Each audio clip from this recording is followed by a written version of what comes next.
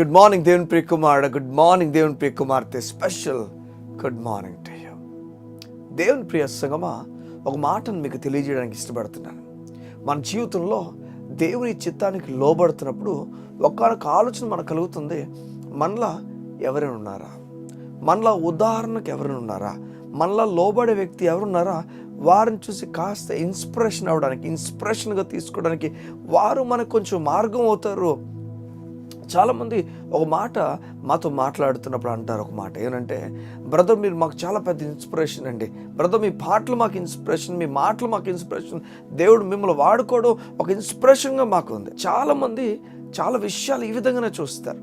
ఎవరైనా మాకొకరికి కొంచెం ఇన్స్పిరేషన్గా ఉంటే బాగుంటుంది, ఎవరైనా మాకొకరికి నిలబడితే బాగుంటుంది, మా ముందు ఒకరు మేము చూసి ముందుకు ధైర్యంగా వెళ్ళేటట్లుగా ఎవరైనా ఉంటే బాగుంటుందేమో అని మనం కొన్నిసార్లు ఆలోచిస్తాం.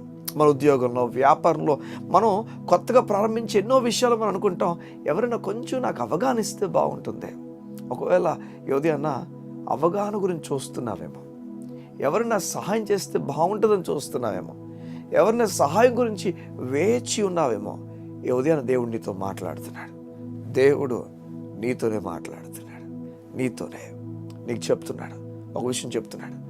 నోవా సమయంలో దేవుడు నోవాకు ఒక ప్రాజెక్ట్ ఇచ్చినప్పుడు, ఒక వాడను తయారు చేయమని చెప్పినప్పుడు, తనకు ఆ వాడ సహాయం చేయడానికి, లేకపోతే ఆ వాడ గురించి అనే విషయాలు చెప్పిన తర్వాత అదే ఆలోచన కలిగిన వ్యక్తులు ఆ భూమి మీద ఎవరు లేరు. మీకు మాట చెప్పాలి, నోవా సమయంలో నోవా ఒక్కడి దేవుని కోసం లోబడినవాడు, మిగతా అందరూ పాపులుగా వారి జీవితంలో తిరుగుతూ త్రాగుతూ ఇష్టాసని పనులు చేస్తున్న వారే. ఒక నోవా మాత్రం దేవుని మీద ఆధారపడినవాడు. అర్థమవుతుంది ఉదయం నీకు అర్థమవుతుందా?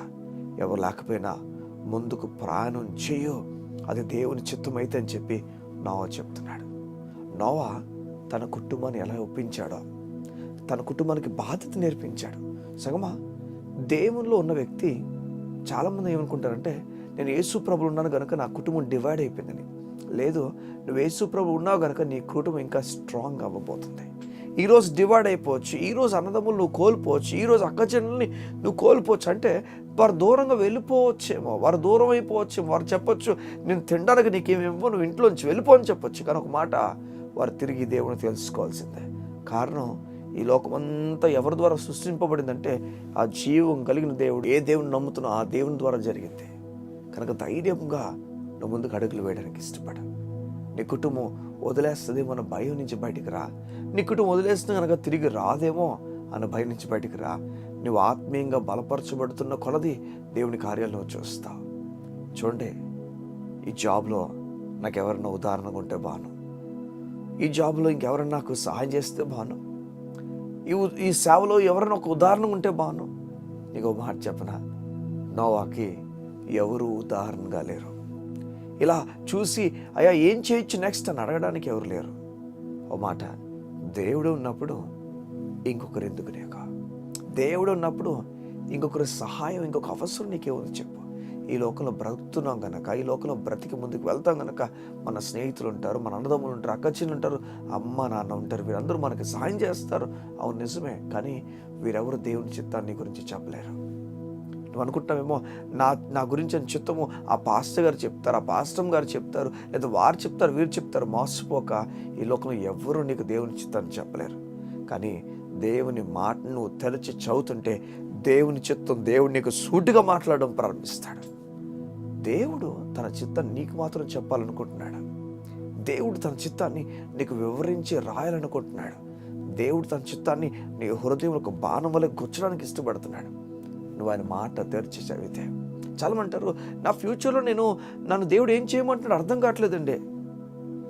చూడండి, ఒక మాట, ఈరోజు నువ్వు దేవుని మాట చదువుతున్న వ్యక్తివైతే, దేవుని మాట చదువుతూ వెళ్తున్న వ్యక్తివైతే, నీకు మొదటి దేవుడు ఫ్యూచర్ గురించిన భయం తీసేస్తాడు, ఫ్యూచర్ గురించిన భయాన్ని తొలగిస్తాడు. దేవునిలో గొప్ప క్వాలిటీ ఏదనంటే, ఏ దినానికి కావలసిన మన్నా ఆ దినానికి ఇస్తాడు. కానీ ఒక వ్యక్తి ఆ దినానికి అందుకున్న ఫ్యూచర్, ఆ దినానికి అందుకున్న ఆ ధైర్యం ఏమవుతుందో, ఆ మన్నా ఏమవుతుందో, ఆ మన్నా ఆ దినానికి ధైర్యం అనుగ్రహిస్తుంది, ఫ్యూచర్ గురించిన భయం నుంచి పూర్తిగా విడిపిస్తుంది. సగమా, ఈ దినంలో నువ్వు దేవుని మాట అందుకున్న తర్వాత, దేవుని ధైర్యం అందుకున్న తర్వాత ఇంకెందుకు నీకు ఫ్యూచర్ గురించి భయం ఉంటుంది చెప్పు. నీకు అర్థమవుతుంది, దేవుని కార్యాలు గొప్పగా ఉండబోతున్నాయి ఫ్యూచర్లో. ఏం చేయబోతున్నాడు? ఏదో గొప్ప కార్యం చేయబోతున్నాడు, ఏదో గొప్ప కార్యం చేయబోతున్నాడు. ఈ విషయం నువ్వు తరచుగా చెప్పడం ప్రారంభిస్తావు. కొన్నిసార్లు దేవుడు కొంతమందికి కొన్ని విషయాలు చెప్తాడు, కొన్ని ఆఫీసెస్ నడిపిస్తాడు, కొన్ని విషయాల్లోకి నడిపిస్తాడు. ఇవన్నీ కూడా వాక్యపు అనుభవాలు గుండా వెళ్తున్నప్పుడు, వాక్యం తెలుసుకుంటూ కొద్ది మరింత క్లారిటీగా ఒక వ్యక్తి ముందుకు వెళ్ళగలడు. వాక్యం చదువు. ఈరోజు నీకు అసలు ఇంచు కూడా తెలియదేమో నీ జీవితం గురించి ఏమవుతుందో, కానీ ధైర్యంగా ఉండు. దేవుని కార్యాలు వాక్యం చదువుతున్న కొలది దేవుడు నిన్ను ముందుకు నడిపిస్తాడు. సేవకుడు అయితే, నువ్వు దేవుని పనివాడు అయితే, ఓ మాట, నువ్వు వాక్యం చదువుతున్న కొలది నువ్వు నెక్స్ట్ ఏం చేయాలో దేవుడు ప్రతిదీ నీకు తెలియజేస్తాడు. దేవుడు మాట ఏదంటే, రేపటి కావాల్సింది ఈరోజు 1 గంట వల్లే మోగిస్తాడు. నువ్వు ఆపడో అలా మోగుతూనే ఉంటుంది. నువ్వు ఖచ్చితంగా చేయాల్సిన పని వస్తుంది. ఏది అన్నా నీ చేతులకు నా జీవితం అప్పగిస్తాను, యేసేను అప్పగించా. ఎలా అయితే నోవా తన జీవితాన్ని దేవునికి అప్పగించేశాడా, ఎలా అయితే ఇంకెవ్వరు ఆలోచన లేకుండా దేవుడే తన ఆలోచన ఉండిపోయాడో, సగమును ఆ దేవునికి అప్పగించిన జీవితాన్ని, దేవుని గంభీరమైన కార్యాన్ని నువ్వు చూడబోతున్నావు. కళ్ళు మూసుకుంటావా? ఏది అన్నా నీ గురించి ప్రార్థన చేస్తాను. మా ప్రియ పరలోకపు తండ్రి, నోవాకు మునుపు ఎవరు కూడా ఉదాహరణగా లేరు. పలానా వాడున్నాడు, పలానా ఈయనున్నారు, పలానా ఆముందని చెప్పుకోవడానికి ఎవరు లేరు. అందరూ పాపం చేసిన వారు. వారందరూ నీ ఉగ్రతకు పాలైపోయారు. అయితే నీ కుమారుడు ఎవరు లేకపోయినా నీ కోసం నిలబడ్డాడు.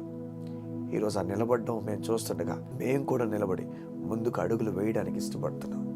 మా అడుగుల్ని స్థిరపరచండి. మగబావు నెమ్మదిని కలుగుచండి. నీ వాక్యం ఎంత బలమైందో నీ ప్రజలు రుచి చూచుదురుగాక.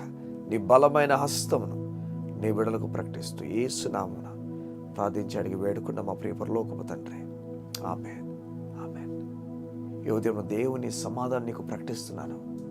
నీ ఉద్యోగంలో, నీ వ్యాపారంలో, నీ జీవితంలో ఏదైనా స్టార్ట్ చేయాలనుకుంటున్నావేమో, దానికి వెతుకుతున్నావేమో, ఇన్స్పిరేషన్ వెతుకుతున్నావేమో, లేకపోతే ఎవరొకరి సహాయం వెతుకుతున్నావేమో, లేకపోతే ఏదో ఒకటి ఈ సహాయానికి, లేకపోతే ఈ స్టార్టప్కి ఒక పుష్ వెతుకుతున్నావేమో.